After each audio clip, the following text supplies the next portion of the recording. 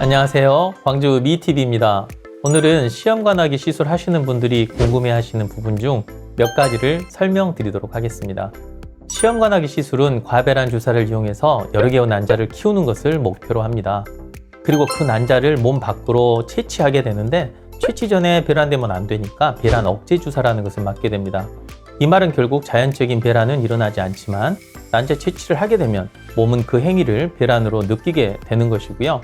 그 후 이식을 해서 임신이 되면 감사한 일이지만 그렇지 않을 경우는 혈액검사 며칠 후에 생리가 시작되게 됩니다.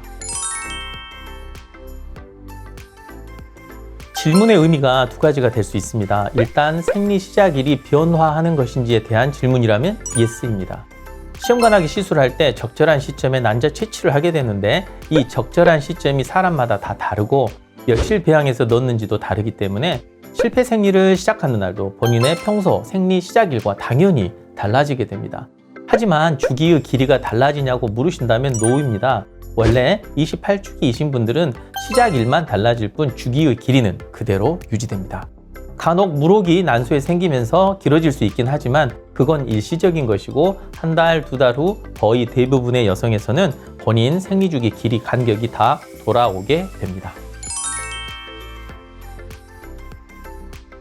일단 일반적이고 대략적인 시험관하기 시술 날짜별 일정으로는 생리 시작 3일 이내에 와서 시술 과정을 시작하고 중간에 한두 번 오신 후 생리 시작 12에서 14일 사이에 난자 채취를 하고 15에서 20일 사이에 배아 이식을 하게 됩니다.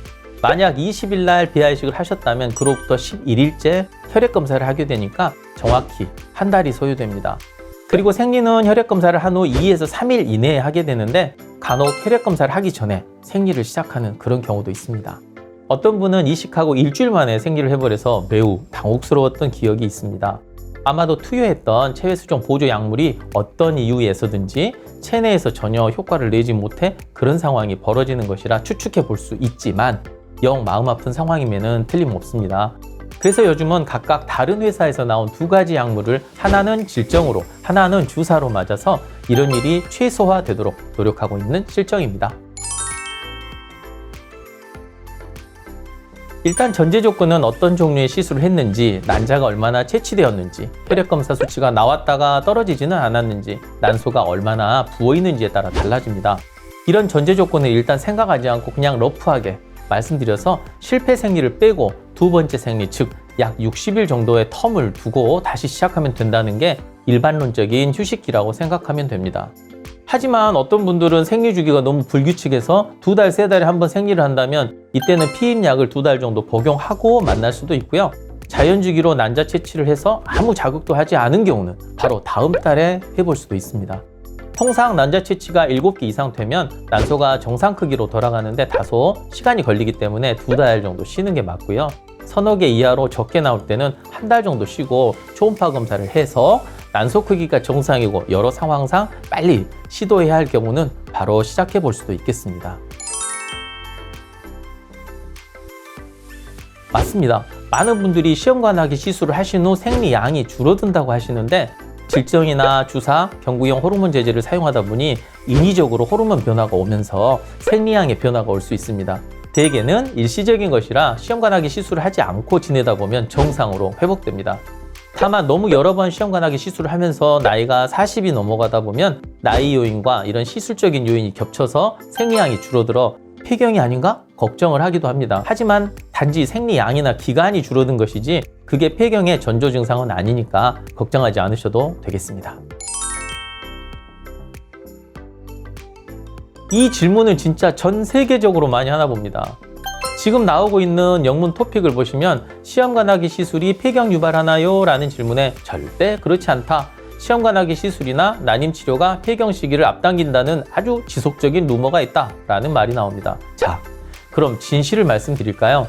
먼저 여성의 생리 주기가 시작되면 우리는 하나의 난자가 자란다고 생각하지만 사실은 수십 개, 거의 100여 개의 난자가 배란을 위한 준비 단계에 들어갑니다. 그중 우성난포라는 가장 잘 자라는 난포 내에 들어있는 단 하나의 난자만 배란이 되고 나머지는 전부 퇴축되어 사라집니다. 우리가 난자 채취라는 것을 할 때는 대략 10여 개, 정말 많아도 20여 개 정도 난자 채취를 하게 됩니다.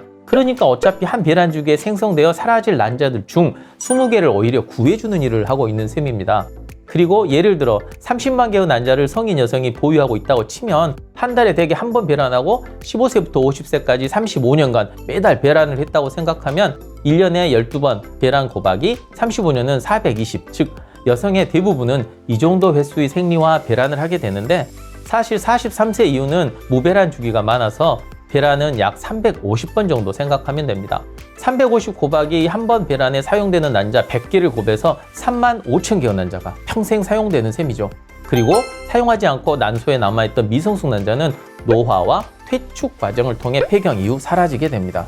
그렇기 때문에 아무리 난자를 채취해도 충분한 양의 난자가 남아있다는 말이 됩니다. 그리고 폐경이라는 것은 여성의 X염색체의 13번 로커스 부분에 암호화돼서 식이 결정이 유전자 형태로 남아있는데 이 부분의 염기 배열에 문제가 생길 경우 40세 이전에 폐경이 되어버리는 것이라 난자 채취 등 시험관하기 시술로 폐경이 빨리 온다고 생각하는 것은 전혀 사실이 아닙니다. 오늘은 시험관하기 시술과 관련된 몇 가지 궁금증에 대해 알아보았습니다. 다음 시간에 더 알찬 내용으로 만나 뵙도록 하겠습니다. 감사합니다.